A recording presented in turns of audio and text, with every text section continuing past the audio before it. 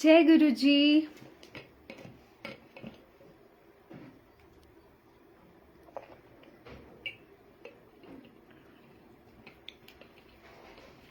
जय गुरु जी। संगत जी जल्दी जल्दी से जुड़ जाइए।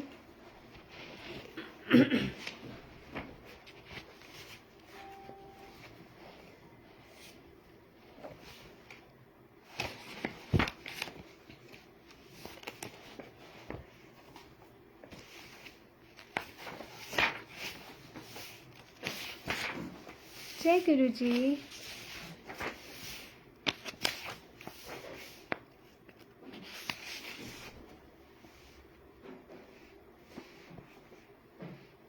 संगत जी मेरी आवाज़ आ रही है तो प्लीज़ एक बार कमेंट सेक्शन में बता दीजिए कि मैं ऑडिबल हूँ कि नहीं। जय गुरु जी।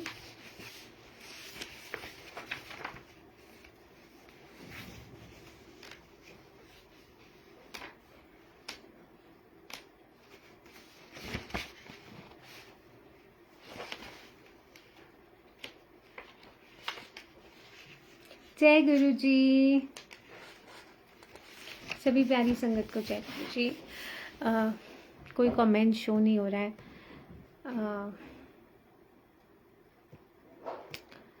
गुरु जी से आज्ञा लेते हैं। होपफुली मेरी आवाज़ आप तक पहुंच रही हो। सो संगत जी हम पढ़ रहे हैं सचाज with divine love book revise edition by Sukhmani aunty और आज हम पढ़ेंगे चैप्टर 39। पर चैप्टर स्टार्ट करने से पहले हम मंत्र जाप करते हैं। आप सब हमेशा मंत्र जाप कीजिएगा और फिर हम आगे कंटिन्यू करते हैं। और मीनवाइल हो सके तो ये लाइव वीडियो शेयर कर दीजिएगा। जय गुरु जी।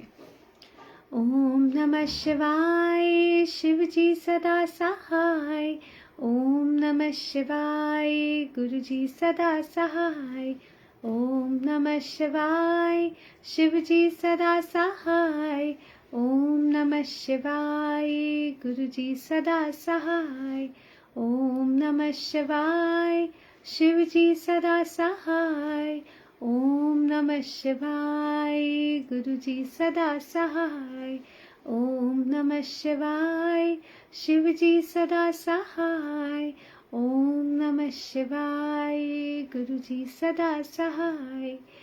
जय गुरु जी। शुक्राना गुरु जी। भूल चुक माफ मेरे मालिक। जय गुरु जी। तो संगत जी चलिए पढ़ते हैं सचाज with divine love book revise edition by Sukhmani aunty और आज हम पढ़ेंगे chapter 39 the spiritual bank balance.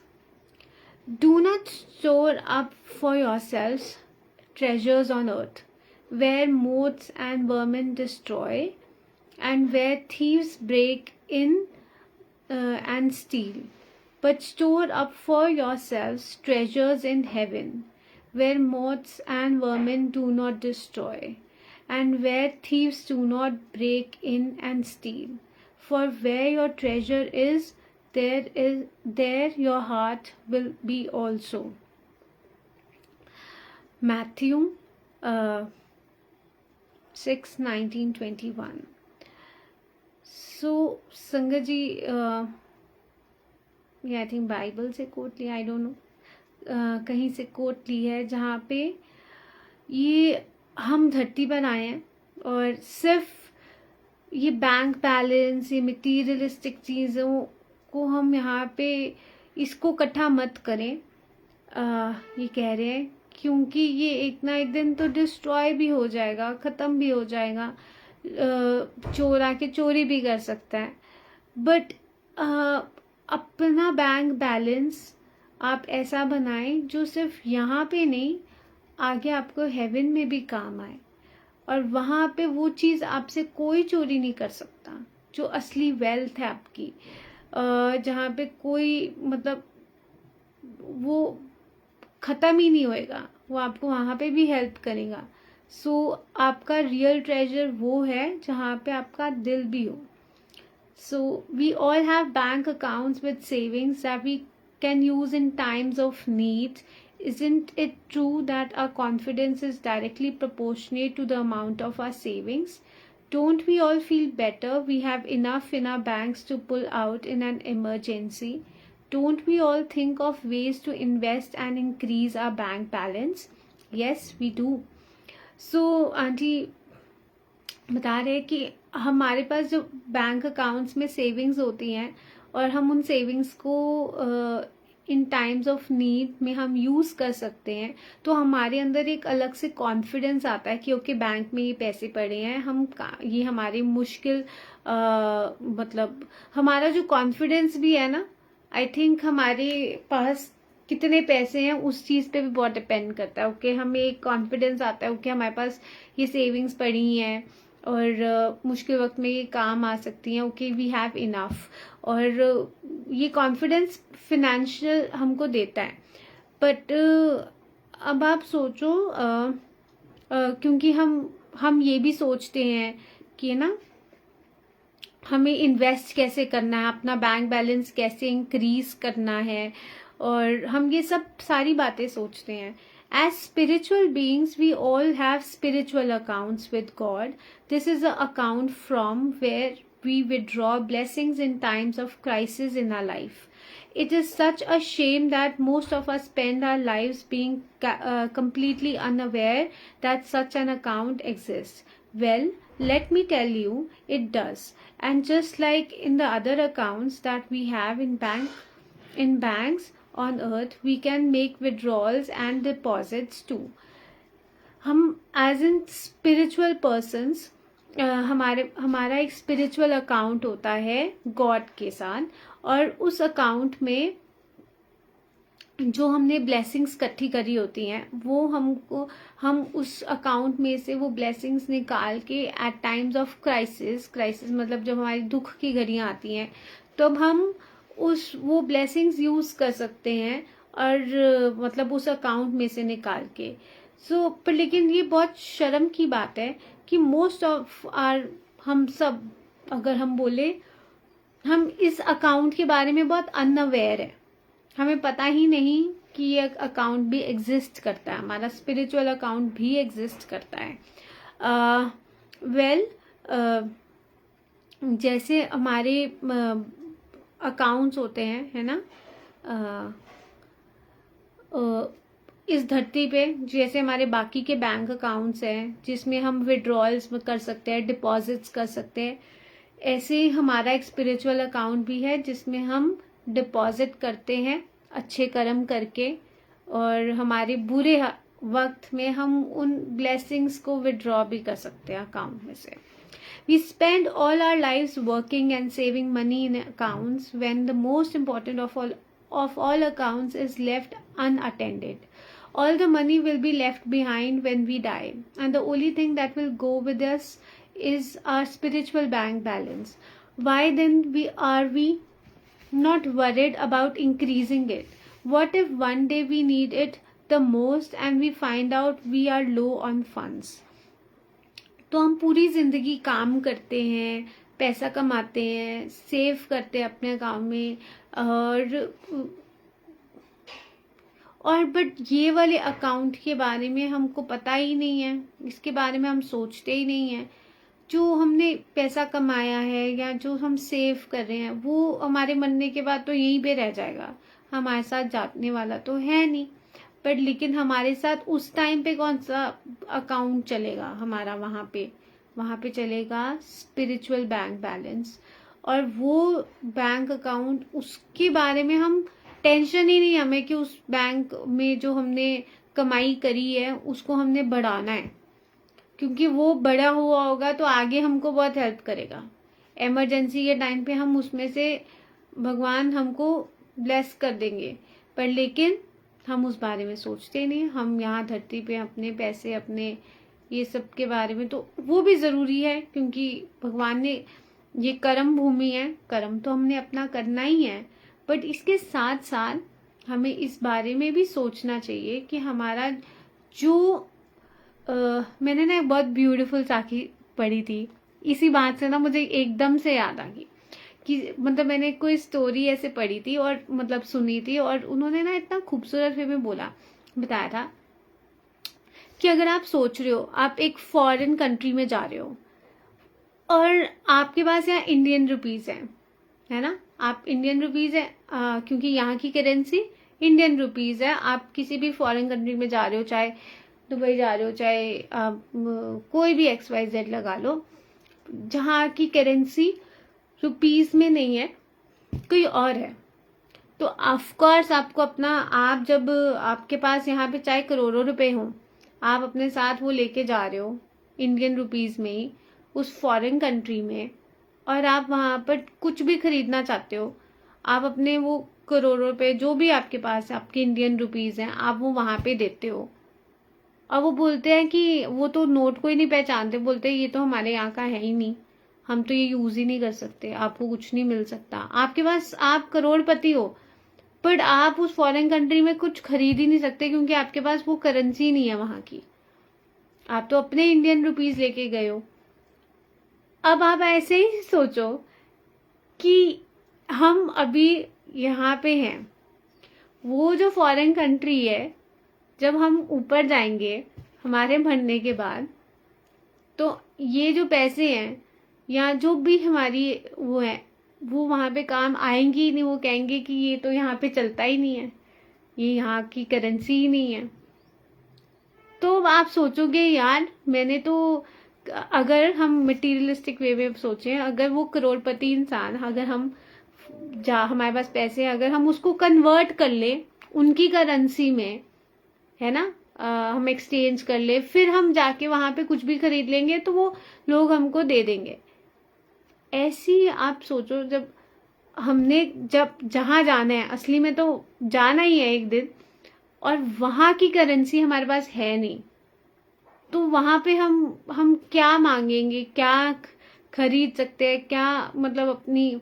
सो हमें इसके बारे में बहुत सोचना चाहिए कि हमें जहाँ जाना है, अल्टीमेटली सबको जाना है, और सबको इस बारे में सोचना, क्योंकि मोस्ट ऑफ द टाइम हम अनअवेयर है इस चीज़ के बारे में कि जहाँ हमने जाना है वहाँ का थोड़ा जो वहाँ पे चलता है उसको थोड़ी उसकी कमाई कर लें, उसको इकट्ठा कर लें, क्योंकि अल्टीमेटली वो वहाँ पे काम आएगा।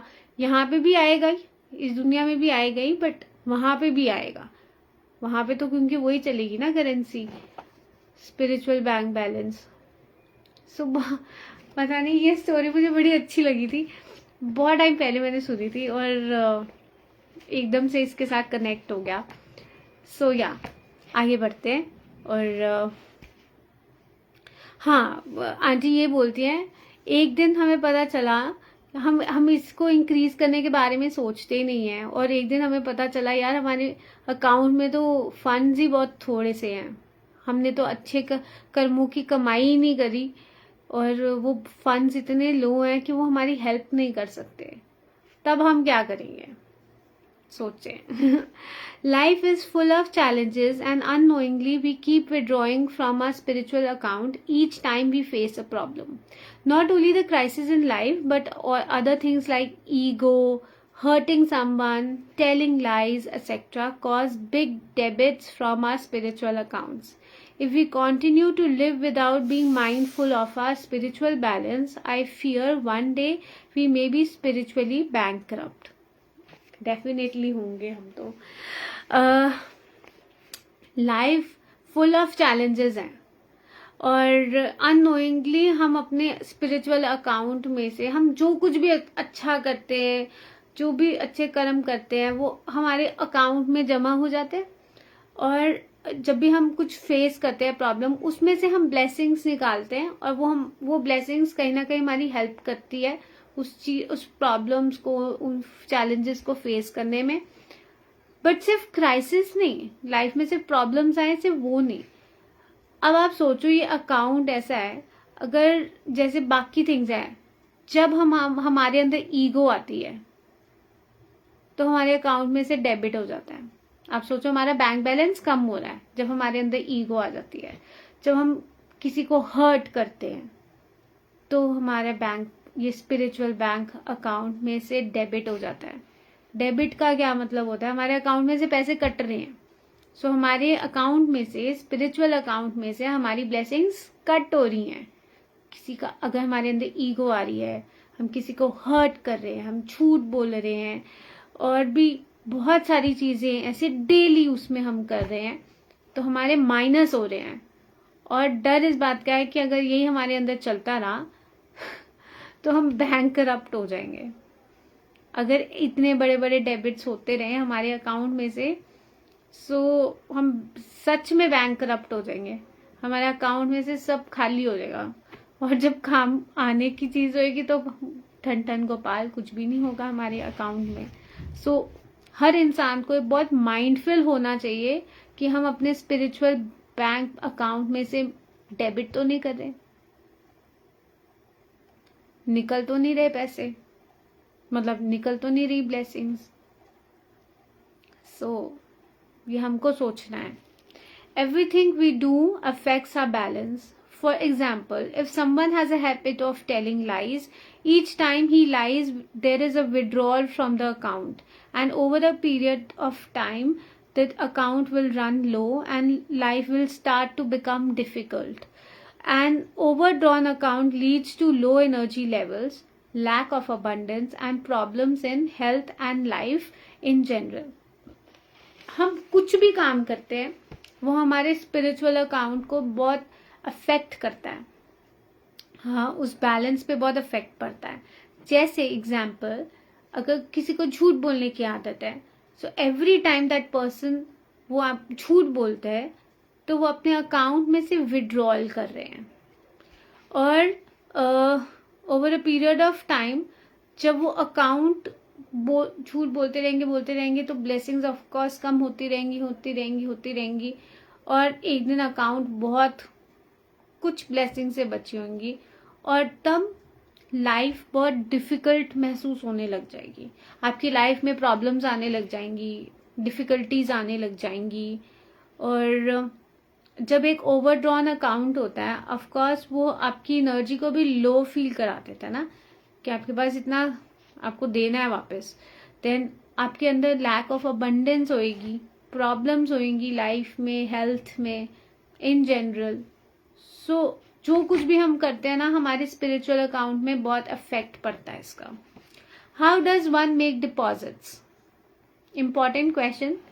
कि अब हमें अपने स्पिरिचुअल अकाउंट में, हमें ये तो पता चल रहा है कि हमारे डेबिट हो रहे हैं हमारी हरकतों की वजह से, बट उस अकाउंट में हमने जमा कैसे करना है, कौन सी पूंजी जमा करनी है, कौन सी currency? The answer is live a life of honesty and love. The little acts of kindness that you do, the love that you give, your anonymous giving all make fat deposits in the account. But if you are giving to get, you are doing it wrong. If you give to God without feeling greedy, you get truly blessed in both realms. The blessings of a guru or even that of your elders can increase your balance tremendously. A guru can transform your negative balance to abundance within seconds with his grace. Praying also adds to your balance, especially if you pray more for others than for yourself. So, अब हमें deposits कैसे करने हैं? हमें answer बहुत simple है कि life को ऐसे जियो, सच्चाई के साथ जियो और प्यार से जियो, भरपूर प्यार। छोटे छोटे एक्ट ऑफ काइंडनेस जो आप औरों की जिंदगी में करते हो, आप दूसरों के लिए करते हो, वो एक्ट ऑफ काइंडनेस, आप जो अपना प्यार देते हो, वो ये छोटी छोटी सारी चीजें आपके अकाउंट के डिपॉजिट्स को बहुत बड़ा बना देती है। बट अगर आप दे रहे हो कुछ पाने के लिए तो आप गलत कर रहे हो।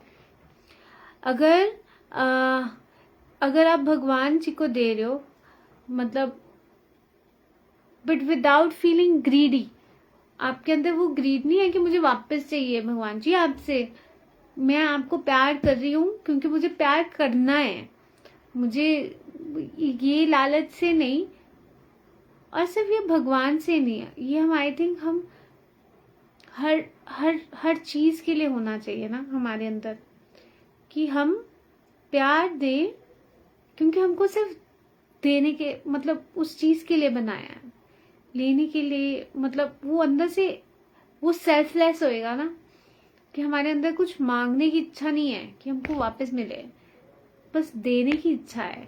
और जितना आप देते हो ये यूनिवर्स आपको वापस उससे डबल ट्रिपल न जाने कितने टाइम्स आपको वापस मिलता है। और जब आप इस तरह से देते हो तो आप ट्रूली ब्लेस्ड होते हो, दोनों दुनिया में, यहाँ पे भी और आगे भी। सो जो आपके गुरु की ब्लेसिंग्स हैं और एल्डर्स की, जो भी आपको ब्लेसिंग्स अपने गुरु से मिलती हैं, अपने घर में बड़ों से मिलती हैं, वो आपके बैंक बैलेंस को बहुत बढ़ा देती है, स्पिरिचुअल बैंक बैलेंस को बहुत बढ़ा देती है। और एक गुरु के अंदर इतनी पावर होती है कि वो आपके नेगेटिव बैलेंस को अबंडेंस में विद इन सेकेंड्स कन्वर्ट कर देते हैं विद हिज ग्रेस, उनकी मेहर से।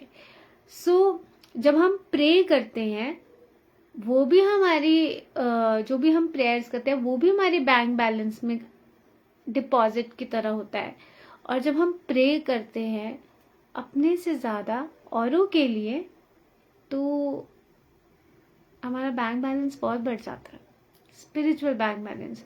क्योंकि आप प्रे कर रहे हो, किसी को पता नहीं है कि आप उनके लिए प्रे कर रहे हो, पर आप कर रहे हो।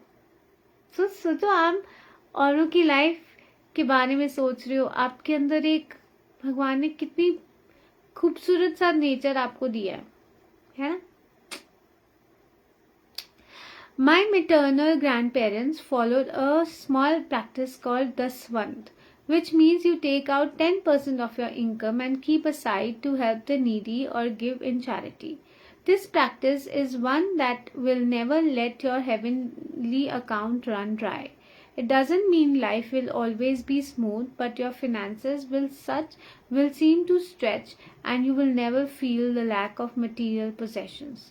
This is because this one makes a huge deposits in our spiritual accounts. So संगत जी, जो उनके मेटर्नल ग्रैंड पेरेंट्स हैं, वो हमेशा एक स्मॉल प्रैक्टिस किया करते थे दसवंत निकालने की। दसवंत मतलब अगर आप दसों पातशाहों ने ये मतलब ये गुरु नानक देव जी ने ये दसवंत निकालने का एक कुर्बानी में ये कहा गया है कि आपकी जो भी वेल्थ है, जो भी इनकम है, उसका 10% आप किसी नीडी की हेल्प करें या चैरिटी में दें। आपको देना चाहिए, जो भगवान ने आपको दिया है उसका 10% आपको वापस देना चाहिए इस यूनिवर्स में।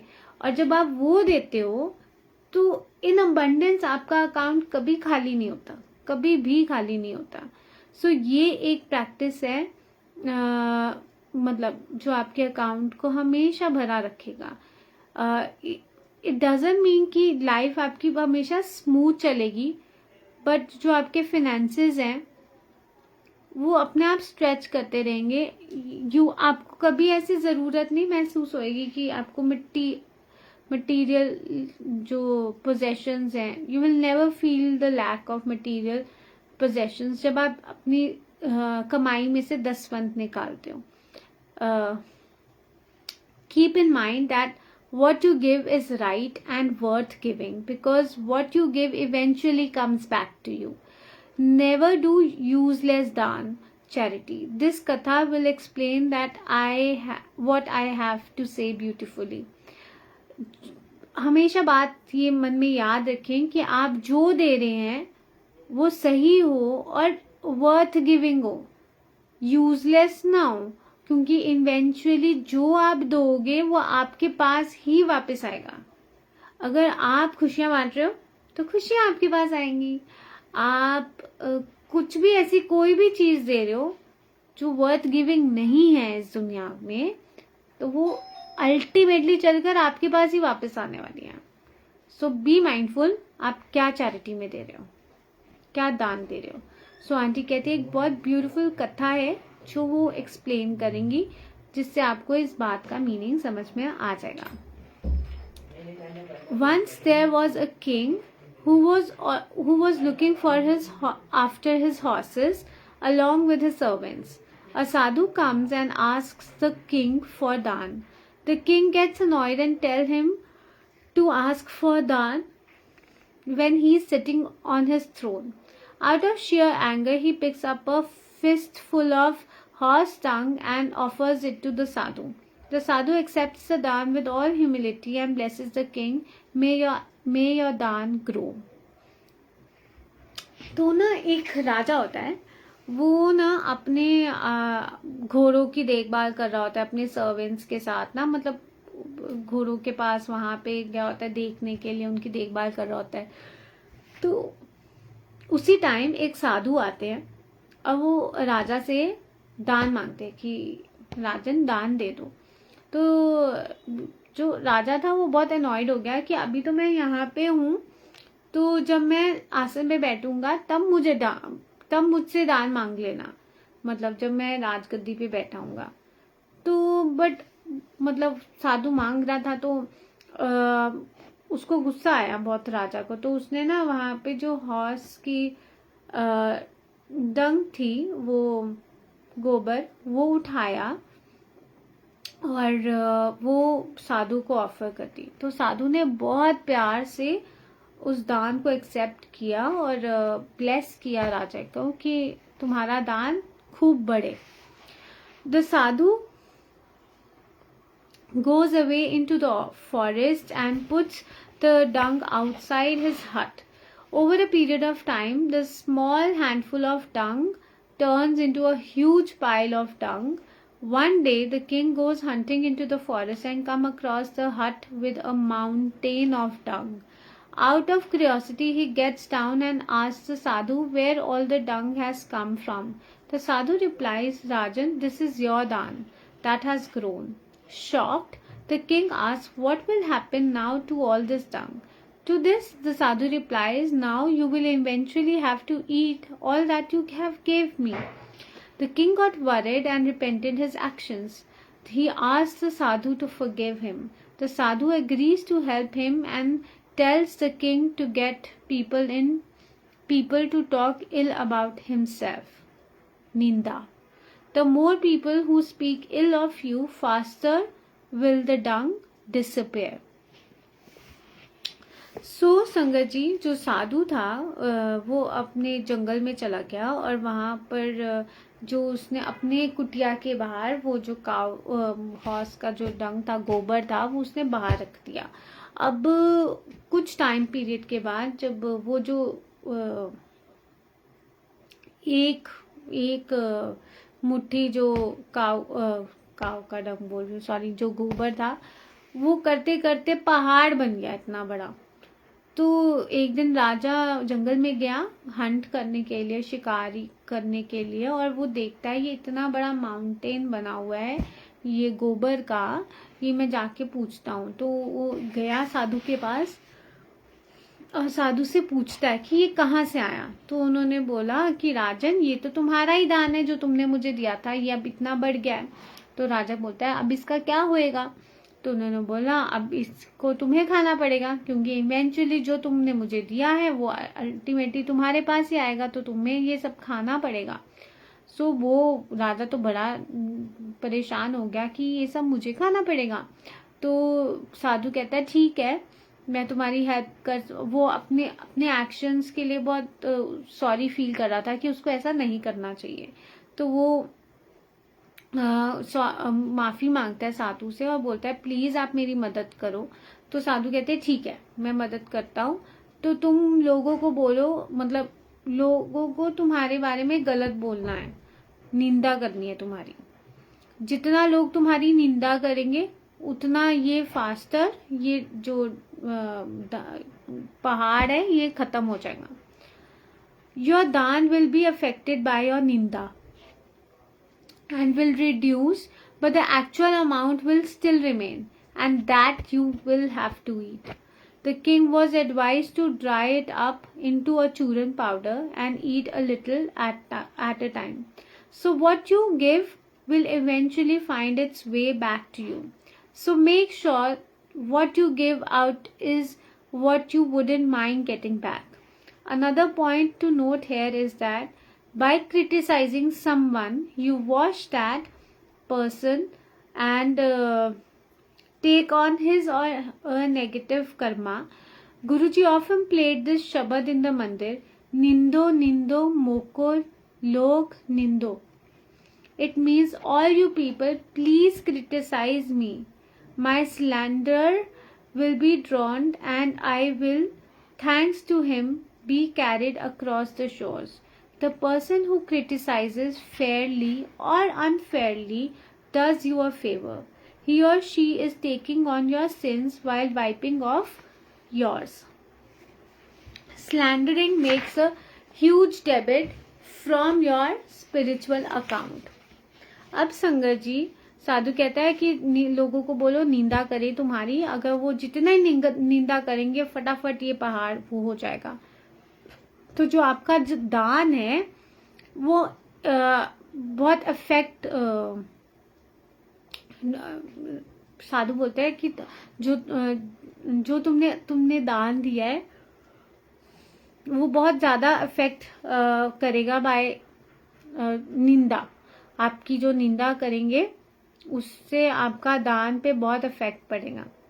सो बट वो रिड्यूस तो हो जाएगा, बट एक्चुअल जितना तुमने दिया है उतना तो तुम्हें खाना ही पड़ेगा।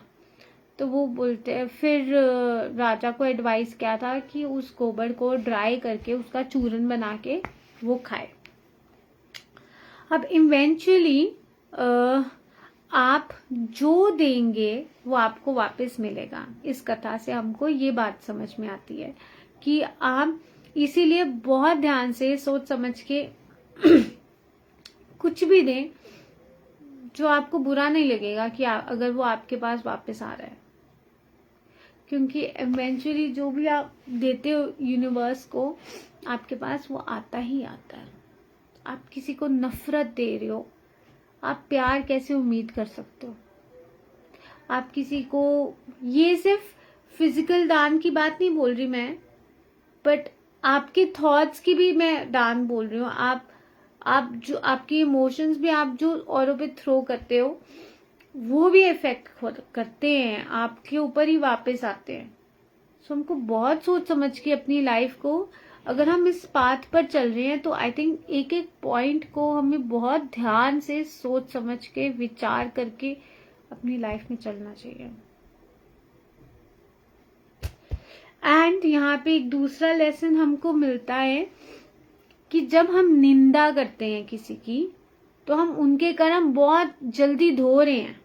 अब आप सोचो क्या आंसर मिला कि लोगों को बोलो तुम्हारी निंदा करें, तुम्हारी जैसी निंदा करेंगे तो तुम्हारा ये जो बुरा वो है कष्ट था, ये जो इतना बड़ा पहाड़ तुमको खाना था वो वॉश अवे हो गया।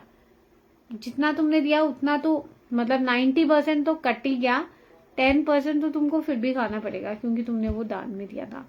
बट यहाँ पे आप सोचो, जब हम किसी और की निंदा करते हैं, किसी और के बारे में गलत बोलते हैं, जानबूझ के या इंटेंशनली या अनइंटेंशनली, हम औरों के कर्मों को धो रहे हैं और अपने खुद के बढ़ा रहे हैं, उनके नेगेटिव अपने ऊपर ले रहे हैं निंदा करके। तो गुरु जी मंदिर में एक शब्द चलाया करते थे कि निंदो निंदो मोको लोग निंदो, कि तुम सभी लोग मेरी निंदा करो। क्यों करो? क्योंकि उससे मेरे ही कर्म धुल रहे हैं और मैं मतलब मेरे पाप कर्म धुल जाएंगे तो मैं भव सागर से भी निकल जाऊंगा और दूसरे पार कर लूंगा ये। सो जो लोग और अल्टीमेटली मैं उन लोगों को थैंक यू बोलते हैं जो हमारी निंदा करते हैं। कहीं से भी आपको अपने बारे में कुछ बुरा पता चल रहा है ना कि कोई आपके बारे में बुराई कर रहा है, उसको थैंक यू बोलिए। गुस्सा मत कीजिए कि वो आपके बारे में बुरा क्यों सोच रहा है या क्यों बोल रहा है या क्यों गलत बातें फैला रहा है, पर आप थैंक यू बोलें। बुरा लगता है क्योंकि आपको लगेगा यार आपने तो ऐसा कुछ किया ही नहीं है, आपने तो ऐसा कुछ बोला ही नहीं है, बट फिर भी लोग आपके बारे में झूठी कहानियां बना रहे हैं या झूठा बोल रहे हैं। ऐसा क्यों कर रहे हैं? क्यों इतने वो जेलसी में दिखा रहे हैं? या क्यों उनको आप सबसे प्रॉब्लम है? या क्यों हमारे बारे में ऐसा बोल रहे हैं? तब आप सिर्फ थैंक यू बोलो, क्योंकि ये शब्द का मीनिंग इसी में ही आंसर है कि मैं उन लोगों को थैंक यू बोलता हूँ या बोलती हूँ जो मेरे कर्मों को बहुत मेरी निंदा करके धो रहे हैं, मुझे साफ कर रहे हैं, मुझे प्योर बना रहे हैं। जो मुझे खाना था इंटरेस्ट के साथ, वो मुझे खाना नहीं पड़ेगा। So thank you to all of you जो हमारी निंदा करते हैं। और सिर्फ हमें थैंक यू उन लोगों को नहीं बोलना, बट साथ में खुद को भी रिमाइंड कराना है कि हम किसी की निंदा ना करें। बहुत आसान है, जब खुद के ऊपर बीतती है तब हम बहुत ये बात को एक वो करते हैं कि हमारी तो निंदा हो रही है तो हम थैंक यू बोलें, पर साथ में हमको इस बात में भी अवेयर होना है कि हम औरों की भी निंदा ना करें। कोई हमारे साथ अगर कर रहा है तो उसी के साथ बैठ के हम चुगलियां ना मारें, क्योंकि नहीं तो अपना ही अकाउंट और नेगेटिव कर्मा से भरता जाएगा। तो आपकी, क्योंकि ये बहुत आपके स्पिरिचुअल अकाउंट पे अफेक्ट करता है, निंदा बहुत बड़ा से डेबिट होता है संगत जी, और अपने अकाउंट में भी तो बढ़ते ही हैं। So start making your spiritual investments today and continue to do so a bit every day. Be mindful of your every action and thought. Your reactions to certain situations and people can make or break your savings. So always think before you react. If you are ever faced by a situation where you are required to react, stop and think whether your reaction makes a deposit or a debit in your spiritual account. If it's a debit, please don't react. It's not worth it. तो संगत जी, aunty कह रही है आज से ही अपनी spiritual investments करना start कर दे. आज से, अभी से, इसी मोमेंट से. कहते हैं कल करे सो आज कर, आज करे सो अब. क्योंकि हमें अपनी आगे की लाइफ का पता नहीं है ना, अगले पल जीना है या नहीं जीना. तो जो कुछ भी है आज ही है, अभी है, इसी मोमेंट में है हमारे पास. सो वो इन्वेस्टमेंट्स करना स्टार्ट कर दे. थोड़ा थोड़ा इन्वेस्टमेंट्स हर रोज करेंगे तो आपका अकाउंट काफी ऊपर इंक्रीज हो जाएगा, ये आंटी कह रही है. और ये इस बात का भी ख्याल रखें कि आपके जो एक्शंस हैं, आपके जो थॉट्स हैं, उनको बहुत ध्यान से सोचिएगा, क्योंकि आपके रिएक्शंस कुछ सिचुएशंस या लोगों को या तो आपकी सेविंग्स को बढ़ा देंगे या डेबिट में चले जाएंगे. So always think before you react. सोच के रिएक्ट करें कि मुझे इस पे करना चाहिए या नहीं करना चाहिए. और ऐसे अगर आप सिचुएशन में कभी फंस गए हो जहाँ पे आपको कुछ रिएक्ट आपको करना पड़ रहा है, आप उस टाइम पे पॉज लो और आप ये सोचो कि ये मेरे रिएक्शन देने से, मुझे ऐसा करने से क्या मेरे अकाउंट में से ब्लेसिंग्स कम होएंगी या बढ़ेंगी, क्या मेरी डिपॉजिट्स होएंगी या माइनस होएगा, डेबिट होएगा. तो आपके स्पिरिचुअल अकाउंट में से जब आप इस वे से सोचोगे, आपको अपना आंसर मिल जाएगा कि आपको रिएक्ट करना है या इग्नोर करना है सिचुएशन को. तो अपने आप राइट थिंक करोगे. और अगर डेबिट है तो प्लीज रिएक्ट मत करें, क्योंकि वो कोई वर्थ इट ही नहीं है. अल्टीमेटली तो ये वाला जो मेन अकाउंट है हमारी लाइफ का, बाकी के पैसे वाले अकाउंट में तो आते रहेंगे जाते रहेंगे, कोई बात नहीं, बट ये इस अकाउंट का देखभाल करना हमारी प्राइमरी ड्यूटी होनी चाहिए भी, क्योंकि अल्टीमेटली यही अकाउंट हमारे काम आने वाला है. तो lessons learn from vachans of various sant mahatmas over the years. These may help build your savings in God's account, bank. So aunty की लाइफ में ना बहुत स्पिरिचुअल वो साधु महात्मा से मिली हैं, गुरु जी के वचन, उन सब से जो आंटी ने एक बात काफी चीजें सीखी, और जो भगवान के साथ हमारा बैंक अकाउंट चल रहा है उसको इंक्रीज करने के लिए ये सारे पॉइंट्स आंटी ने पॉइंटर वाइज लिखे हैं. ये आपकी हेल्प कर सकता है अपने अकाउंट्स को इंक्रीज करने में, अपनी सेविंग्स इंक्रीज करने में. तो हम वो पढ़ते हैं. चलिए, first, do part prayers done with a true love for God is powerful enough to turn a sinner into a saint. तो जब हम पाठ करते हैं, हमेशा पाठ करो, प्रेयर करो और सच्चे दिल से प्रे करो अपने भगवान को. वो इतना पावरफुल है. जब हम सच्चे दिल से अपने रब से बात करते हैं, अरदास करते हैं, तो हमारी प्रेयर, हमारी मतलब एक सिनर भी संत बन जाते हैं. इतनी पावर होती है प्रेयर्स में.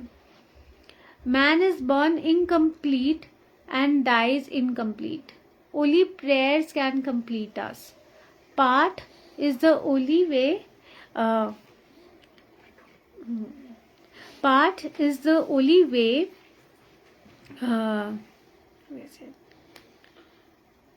Path is the only way to burn our negative karmas. एक इंसान इनकम्प्लीट पैदा होता है और मरता भी वो इनकम्प्लीट ही है. हमारे साथ कुछ जाता नहीं. हमारे साथ सिर्फ प्रेयर्स जो हम करते हैं सच्चे दिल से, वो हमको कंप्लीट करता है. So part is the only way. जब हम सच्चे दिल से प्रार्थना करते हैं, प्रेयर करते हैं, तो वो हमारी, उसके अंदर इतनी पावर होती है कि हमारे जितने भी नेगेटिव कर्मास हैं वो उसको खत्म कर देते हैं. जब आप सच्चे दिल से भगवान से माफी मांगते हो, बोलते हो कि आप हमारे बुरे कर्मों को माफ कर दो, तो वो इतने बख्शनहार है, वो सच में माफ कर देते हैं और पापी से वो संत बना देते हैं. सो इतनी पावर है पाठ करने में, प्रेयर करने में. Looking after parents is as great a service as doing seva for God. Blessings given by parents, especially a mother, are at par with blessings given by God. So जब आप अपने पेरेंट्स का ख्याल रखते हैं, ये सबसे बड़ी सेवा है. अपने भगवान की सेवा करने से भी बड़ी सेवा है आप अपने पेरेंट्स की सेवा करते हैं. गुरुजी कभी नहीं कहते कि आप मेरे पास आओ और घर में आपके माँ बाप हैं, आप उनकी, घर में बड़े बुजुर्ग हैं, आप उनको खाना चाहिए और आप उनको खाना नहीं दे रहे हो और आप सत्संग में जा रहे हो या कहीं पूजा करने जा रहे हो, तो उस पूजा का कोई फल नहीं है. अगर आप पूजा आपके घर से स्टार्ट होती है. जब आप अपने घर पे सबका ख्याल रखते हो, अपने लव्ड वंस का ख्याल रखते हो और माँ बाप की सेवा करते हो, ये बहुत बड़ी सेवा है. भगवान की सेवा से भी ऊपर सेवा है, क्योंकि उन्होंने आपको जन्म दिया. सो जो माँ बाप आपको ब्लेसिंग्स देते हैं, स्पेशली एक मदर, वो मतलब अनकंडीशनल, वो इतनी बड़ी ब्लेसिंग्स होती है. मतलब उस भगवान की ब्लेसिंग्स को भी उसके साथ कंपेयर नहीं कर सकते. मतलब वो इतनी ज्यादा होती हैं जब एक माँ अपने बच्चे को ब्लेसिंग्स देती हैं. are at par with blessings given by God. Next point. Amrit Vela should not be forced. It's only with the grace of God that one is able to get up at that time. Amrit Vela is only from 2 a.m. to 4 a.m. and is your private time with God, not for satsangs. If you wish to reap benefits of Amrit Vela, don't tell anyone you are doing it. The moment you speak about it, you lose the blessings. अमृत वेला बहुत बड़ी blessing है और ये force नहीं करना चाहिए किसी को भी, किसी पे भी कि आप करो, क्योंकि ये सिर्फ भगवान की, गुरु की कृपा, उनकी ग्रेस, उनकी मेहर से ही आप अमृत वेला कर सकते हो, वो कराना चाहे तो. और वही उस टाइम पे आपको उठाते हैं. अमृत वेले का टाइम 2 से 4 बजे का होता है और ये आपका प्राइवेट टाइम है भगवान के साथ, जहाँ पे देखो पूरी दुनिया सो जाती है. आप क्योंकि अमृत वेला क्यों बनाया गया, गृहस्थ जीवन में आपकी फैमिली है, आपके बच्चे हैं, आपके पेरेंट्स हैं, आपने काम पे भी जाना है, आपने कमाई भी करनी है, सब काम करना है, आपने घर पे भी टाइम देना है, ऑफिस में भी टाइम देना है, हर चीज बैलेंस करके चलनी है. तो इंसान इतना बिजी हो जाता है, तो वो गृहस्थी में अब जो सब जिन्होंने गृहस्थ आश्रम छोड़ दिया है, अब वो तो पूरा टाइम अपने, उनका तो यही है ना, संन्यास ले लिया जिन्होंने, वो तो पूरा टाइम भक्ति में लगाएंगे। पर जब आप गृहस्थी में होते हो, आप अपनी फैमिली लाइफ में भी होते हो, तो आप को मतलब आपका और आपके भगवान के बीच में भी तो टाइम होना चाहिए ना। सो वो टाइम एक रात का मिल जाता है जहाँ पे सब सोए होते हैं, आपके पास वो पर्सनल टाइम है आपके और अपने भगवान का, चाहे वो 5 मिनट हो, चाहे वो 10 मिनट हो, you have that time with your God. So और वो जो टाइम पीरियड है वो सत्संग के लिए नहीं है, वो आपका पर्सनल टाइम होना चाहिए अपने भगवान के साथ। अगर आप चाहते हो कि आपको अमृत वेला का बेनिफिट मिले, फल मिले, तो किसी को मत बताओ कि आप अमृत वेला कर रहे हो, क्योंकि the moment you speak it कि हम तो बहुत भगवान की पूजा करते हैं, हम तो अमृत वेला करते हैं, तो वो उसके बाद वो फल वहीं खत्म हो जाता है। तो मत बताओ कि आप क्या कर रहे हो, ये आपकी पर्सनल जर्नी है। सो ये आंटी कुछ पॉइंट्स आगे भी है संगत जी। सत्संग, नेक्स्ट पॉइंट, सत्संग is very important. It's where our soul gets washed off of all the mud it accumulates every day. It's like a mirror that shows us our faults and makes us work on them. If you connect in a satsang, you will never walk out empty-handed. In the company of Guru Sangat, the lowest of low can reach top positions in life. सो सत्संग करना बहुत ज़रूरी है संगत जी। ये सत्संग की महिमा इतनी ज़्यादा है कि आपके वो जो सोल की जो जन्मों जन्मों की जो मैल है, हम 84 लाख जन्म के बाद हमको ये मनुष्य जीवन मिला। 84 लाख जन्म में हमने न जाने कितने बुरे कर्म किए होंगे, कितने ज़्यादा हम गंदगी से भरे होंगे। तो सत्संग एक वो जगह है जहां पर आपकी गंदगी, आपकी सोल की गंदगी को साफ करते हैं। मतलब जो और सिर्फ जन्मों जन्मों की नहीं, आज भी जो हम भी हर रोज कुछ ना कुछ, क्योंकि ये माया जाल है ना, हम इस दुनिया में रह रहे हैं, हमारे माइंड में कभी किसी के लिए गलत थॉट भी आ सकता है, किसी के लिए हम गलत बोल भी सकते हैं, गाली निकल सकती, कुछ भी हम गलत करते हैं। अब वो चीज ये मैल ही तो है हमारे अंदर जो हम हर रोज इकट्ठी कर रहे हैं। तो जब हम सत्संग में जाते हैं, हमारी वो मैल धीरे धीरे उतरती है, हमारी ईगो उतरती है, हमारी प्राइड उतरती है। सो सत्संग एक वो मिरर है, आईना है, जो हमें अपनी अंदर की कमियों को दिखाता है और हमें हेल्प करता है अपने ऊपर काम करने के लिए। पर जब अगर आप कनेक्ट हो जाते हो ना एक बारी सत्संग में, आप कभी खाली हाथ वापस नहीं जाते हो।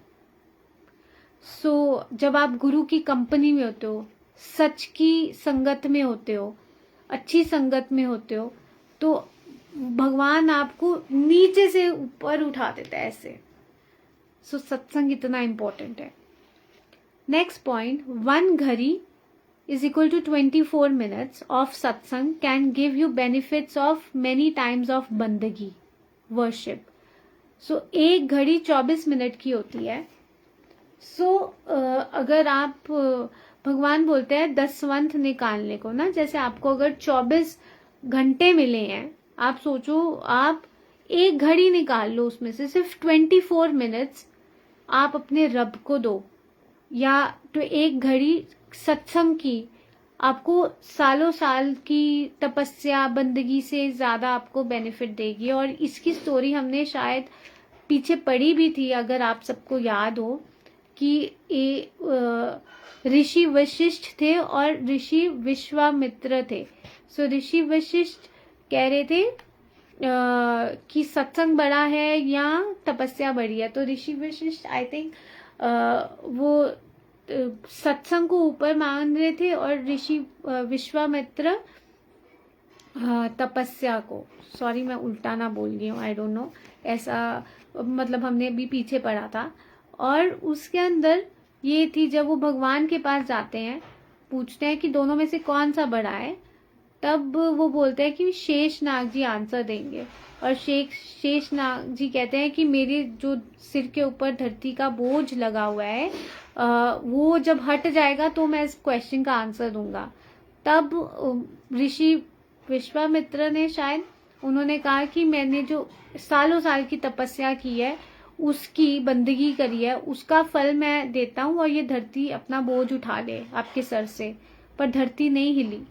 पर जब उन्होंने, जो ऋषि वशिष्ठ थे, उन्होंने कहा कि मैं अपने एक घड़ी सत्संग का 24 मिनट मतलब एक घड़ी सत्संग का की ब्लेसिंग्स देता हूँ, और वो ये बोझ धरती का निकल जाए आपके सिर से।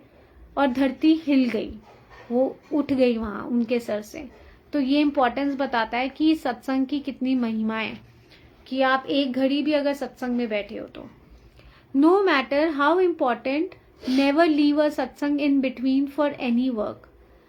कितना भी जरूरी क्यों ना हो जाए, एक सत्संग को बीच में छोड़कर मत जाओ, चाहे जितना मर्जी काम क्यों ना इम्पोर्टेंट आ गया हो।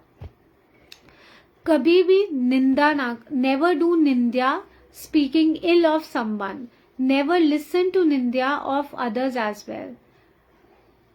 नेक्स्ट पॉइंट, कि कभी निंदा ना करो, किसी के लिए भी कुछ गलत ना बोलो, और ना ही किसी की निंदा सुनो, क्योंकि अगर आप बोलते भी हो और सुनते भी हो, आपके स्पिरिचुअल बैंक बैलेंस में से डेबिट हो जाएंगे, बहुत बड़ा डेबिट हो जाएगा, और आप लॉस में चले जाओगे। तो इसलिए निंदा कभी नहीं करनी चाहिए, ना ही सुननी चाहिए। Never hurt anyone, by doing so you burn your good karmas. कभी किसी को हर्ट मत करो, क्योंकि जब आप किसी को जानबूझ के हर्ट करते हो तो आप अपने जो आपने अच्छे कर्म किए होते हैं वो वॉश ऑफ हो जाएंगे, वो खत्म हो जाएंगे। Do not have a big social circle, do not meet too many people. अपना सर्कल क्वांटिटी में नहीं, क्वालिटी में रखो। हमेशा क्वालिटी मैटर्स ओवर क्वांटिटी। हम सोचते हैं कि हमारी अगर बहुत ज़्यादा क्वांटिटी, बहुत ज़्यादा लोग होंगे हमारे दोस्त, या बहुत बड़ा सोशल सर्कल होगा, आप उतने ही जाल में फंसते जाओगे, उतने ही लोगों की 100 बातें, नेगेटिविटी, बहुत सारी चीज़ें आप पे अफेक्ट करती हैं। सो अपना जो सोशल सर्कल है क्वालिटी वाइज अच्छी संगत में रखें, और ज़्यादा लोगों से भी ना मिलें। If someone talks rudely to you, do not react, you will benefit and the other person will burn his good karma। कोई अगर आपसे रूडली बात करता है, रिएक्ट मत करो, क्योंकि इससे क्या होएगा, आपको तो बेनिफिट मिलेगा ही, आपका स्पिरिचुअल बैंक बैलेंस बढ़ेगा। जो दूसरा पर्सन है वो अपने अच्छे कर्म भी खो बैठेगा, क्योंकि उसने आपसे रूडली बात करी है। सो इसलिए do not react. Never indulge in self praise nor listen to others praise you. अपनी अच्छाई या अपनी खुद की बढ़ाई नहीं करनी चाहिए, और कोई आपकी बढ़ाई करता भी है तो वो ज़्यादा नहीं सुनना चाहिए। बहुत sweetly talk, sweetly, don't hurt anyone with your words. बहुत आराम से बात करो, स्वीटली बात करो, अपने वर्ड से किसी को हर्ट मत करो। If you start your day with the guru's name and if kirtan is prevalent in your house will remain protected from evil influences। अगर आप अपना दिन स्टार्ट करो गुरु के नाम से, और कीर्तन प्रिवेलेंट अगर आपके घर में होता है, आप कीर्तन चलाओ अपने घर में, क्योंकि वो आपके ईविल इन्फ्लुएंसेस से आपको बचाता है। It's only when the sun of your good karma is at its peak you will meet a महापुरुष।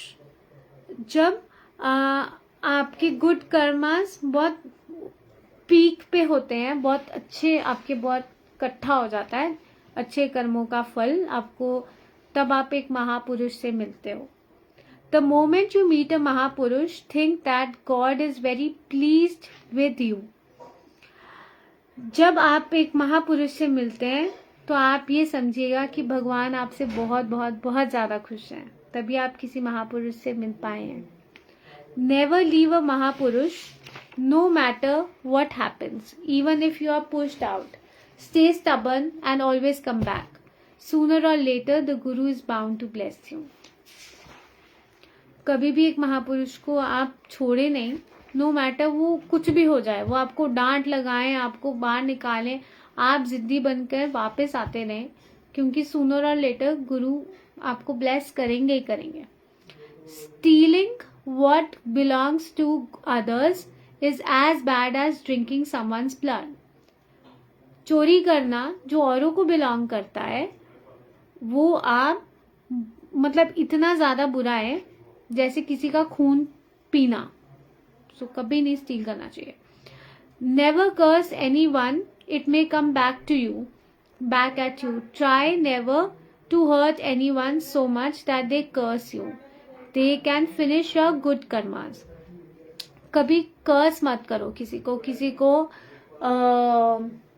क्या बोलते हैं, श्राप जैसे बोलते हैं ना, मैं इसको बद्दुआ देती हूँ. किसी को भी बद्दुआ ना दे, क्योंकि ये आपके पास भी वापस आ सकता है. सो ट्राई किसी को भी इतना हर्ट ना करो कि अगला बंदा आपको कर्स करने पे मजबूर हो जाए. सो ये आपकी अच्छे कर्मों को खत्म कर देते हैं. There is no better deed than connecting people with God, and nothing is worse than breaking people's connection with God. इससे बड़ी बात नहीं है जब आप किसी को भगवान से जोड़ते हो, और इससे बुरा कर्म कोई नहीं है जब आप किसी को भगवान से तोड़ते हो. सो हमेशा जोड़ने वाला बनना चाहिए, तोड़ना नहीं है किसी को भी भगवान से. जरूरी नहीं है जो आपका तरीका है रब से जुड़ने का वो सब वैसे ही जुड़े. हर किसी के जुड़ने का तरीका अलग है, तो किसी के भी जुड़ने का तरीका कोई भी गलत नहीं होता. पर हम अपने आप को जब ये बोलते हैं ना कि नहीं हमारा वे ही सही है, सामने वाले का गलत है, तो हम किसी को तोड़ सकते हैं. सो कभी हमें ऐसा भी नहीं करना चाहिए कि हमारी वजह से कोई टूट जाए अपने रब से.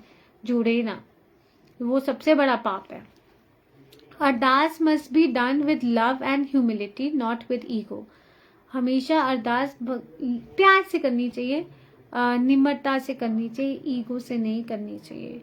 नेवर लीव और throw away food even if badly cook. Don't criticise. कभी भी खाना नेवर लीव, अपना खाना जो भी है जैसे भी बना हो, खाना बीच में छोड़कर नहीं जाना, उठना चाहिए और फेंकना भी नहीं चाहिए.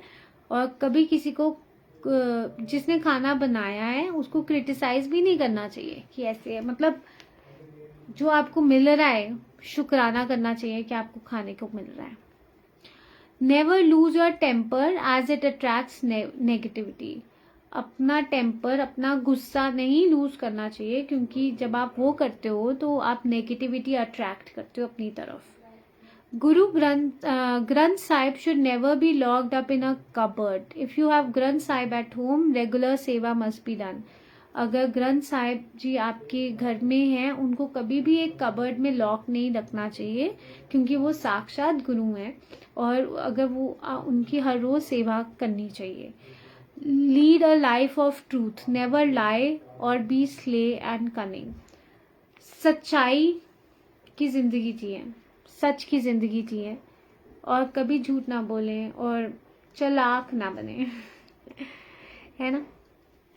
तो इसी के साथ ये सारे पॉइंट्स हैं जिनके ऊपर हमें काम करना है और इनको बार बार सुनकर अपने जीवन में अपनाना है, क्योंकि कहीं ना कहीं ये हमारी स्पिरिचुअल बैंक बैलेंस को हेल्प करेंगे इंक्रीज करने में. जब हम इन पे चलेंगे तो सिर्फ सुनने से इंक्रीज नहीं होएगा, सुनकर चलने पे, उन पॉइंट्स पे चलने से हमारे बैंक बैलेंस बढ़ेगा.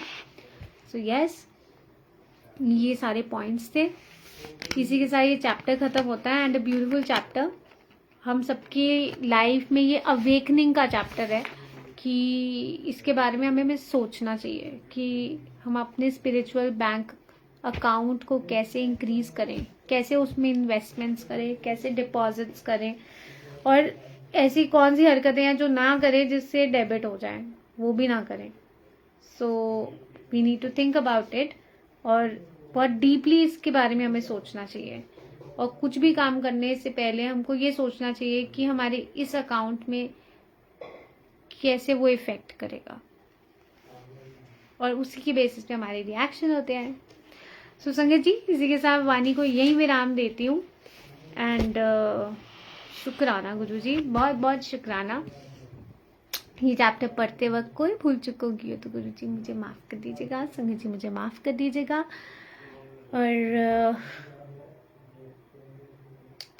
शुक्राना करते हैं गुरु जी का, फिर आज्ञा लेते हैं। एक सेकेंड।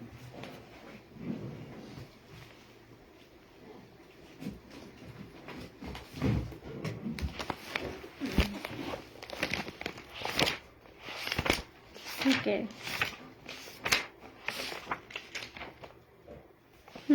हो गया। जय गुरु जी, शुक्राना गुरु जी। शुक्राना तेरा शुक्राना, शुक्राना तेरा शुक्राना, शुक्राना तेरा शुक्राना, शुक्राना तेरा शुक्राना, शुक्राना तेरा शुक्राना। तेरी रहमतों का कैसे, तेरी रहमतों का कैसे करूं मैं बखाना। शुक्राना तेरा शुक्राना, शुक्राना तेरा शुक्राना, शुक्राना तेरा शुक्राना, शुक्राना तेरा शुक्राना। पास बुलाने का शुक्राना, दर पे बिठाने का शुक्राना, तेरे दर का है शुक्राना, मेरे झुके सर का है शुक्राना। हंसना सिखाने का शुक्राना, राह दिखाने का शुक्राना, अपना बनाने का शुक्राना, जीना सिखाने का शुक्राना। हाथ पकड़ कर मंजिल पर, हाथ पकड़ कर मंजिल पर पहुंचाने का शुक्राना। शुक्राना तेरा शुक्राना, शुक्राना तेरा शुक्राना, शुक्राना तेरा शुक्राना, शुक्राना तेरा शुक्राना। तेरे एहसास का शुक्राना, बातें सिखास का शुक्राना, बिगड़ी बनाने का शुक्राना, काबिल बनाने का शुक्राना, मुझे अपनाने का शुक्राना, कृपा बरसाने का शुक्राना, गले से लगाने का शुक्राना, पार लगाने का शुक्राना।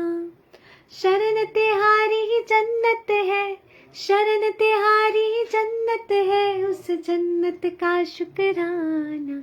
शुक्राना तेरा शुक्राना, शुक्राना तेरा शुक्राना, शुक्राना तेरा शुक्राना, शुक्राना तेरा शुक्राना। थैंक यू गुरु जी। जय गुरु जी, शुक्राना गुरु जी। थैंक यू फॉर एवरीथिंग गुरु जी। सदैव अपनी कृपा, अपनी मेहर ऐसी बनाए रखना, और हम सब ऐसी आपके साथ कनेक्टेड रहें, और आपके दिखाए हुए रास्ते पर चले, यही आपसे अरदास है। बस अपनी मेहर बड़ा हाथ हम सब पर रखना।